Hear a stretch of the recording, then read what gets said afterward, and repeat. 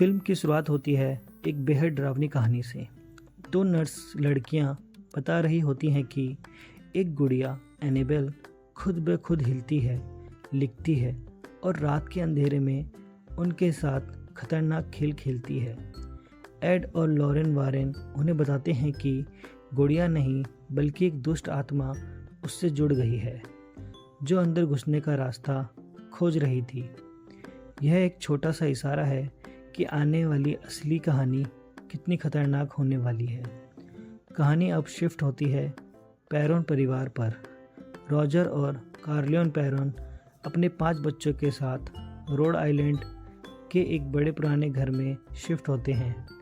शुरू के ही कुछ घंटों में अजीब चीज़ें होती हैं, जैसे कुत्ता अंदर नहीं आता, घर के अंदर बदबू आती है, बेसमेंट ढूंढने पर अजीब आवाज़ें आती हैं और सुबह वह कुत्ता मृत पाया जाता है। कहानी अब धीरे धीरे हॉरर मोड में प्रवेश कर चुकी थी। रातें गुजरती हैं और डर बढ़ता जाता है। दरवाजे अपने आप बंद होते हैं। किसी को खींचने वाली ताकत महसूस होती है। एक बच्ची कहती है कि उसे एक और लड़की दिखती है और बीच रात को कोई ताली बजाता है। लड़कियां बार बार कहती हैं, मम्मी यहाँ कोई है। कार्लियन को रोज़ सुबह शरीर पर नीले काले निशान मिलते हैं। परिवार समझता है कि यह कोई आम घर नहीं बल्कि कुछ खतरनाक और अदृश्य उनके पीछे है। अब कहानी में आते हैं तो महत्वपूर्ण लोग एड और लॉरेन वारेन, विश्व के सबसे प्रसिद्ध डेमोनोलॉजिस्ट। कार्लियन उन्हें बुलाती है और कहती है कि हम यहाँ मर जाएंगे अगर आप हमारी मदद नहीं करेंगे। वारेंस घर का निरीक्षण करते हैं। ठंडी हवा, अजीब फुसफुसाहट, दरवाज़ों का अपने आप हिलना और एक अदृश्य ताकत का लगातार प्रेजेंट होना।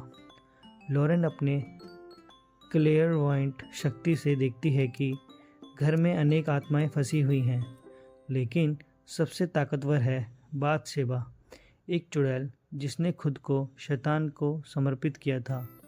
लॉरेन बताती है कि सन 1800 में बाथशेबा नाम की महिला शैतान की पूजा करती थी और अपने ही बच्चे की बलि चढ़ा दी थी। पकड़े जाने पर उसने कहा, ये ज़मीन अब मेरी है, जो इसे लेगा उसे मैं मार दूंगी। फिर उसने खुद को पेड़ पर फांसी लगा ली। अब उसकी आत्मा हर उस माँ को अपने कब्जे में लेती है जो इस घर में रहती है। अब वह कार्लियन को निशाना बना चुकी है। वारेंस कहते हैं चर्च का असली एग्जॉर्सिज्म से पहले सबूत चाहिए, इसलिए वे कैमरे लगाते हैं, रिकॉर्डिंग शुरू करते हैं। रात को दरवाजे ज़ोर से खुलते हैं, ऊपर की मंजिल से भारी आवाज़ें आती हैं और लॉरेन तहरीर पाती है कि घर में कई आत्माएं कैद हैं। एक बच्ची अचानक गायब हो जाती है और एनेबल की गुड़िया वारेन के घर में हमला करती हैं, जिससे पता चलता है कि बाथशेबा परिवार को कहीं भी नुकसान पहुंचाने की क्षमता रखती है। एक शाम कार्लियन बच्चों के साथ खेल रही होती है कि तभी उसकी आंखें बदल जाती हैं और वह अचानक अगवा हो जाती है। वारेंस समझ जाते हैं कि अब पूरा मामला एग्जॉर्सिज्म तक पहुंच चुका है और समय बहुत कम है। कार्लियन को बेसमेंट में पकड़ लिया जाता है।